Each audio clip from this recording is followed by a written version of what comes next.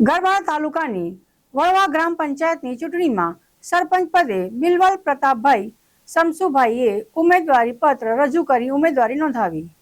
સરકારશ્રીના જાહેરનામા મુજબ ગરબાડા તાલુકામાં 18 ગ્રામ પંચાયતોની સામાન્ય ચૂંટણી અને 11 ગ્રામ પંચાયતોની પેટા ચૂંટણી આગામી તારીખ 22 જૂનના રોજ યોજાનાર છે, જેને લઈને ચૂંટણી લડવા ઈચ્છુક ઉમેદવારોએ ચૂંટણીમાં આજે ઉમેદવારી પત્ર ભરવાના અંતિમ દિવસે ઉમેદવારી નોંધાવી છે।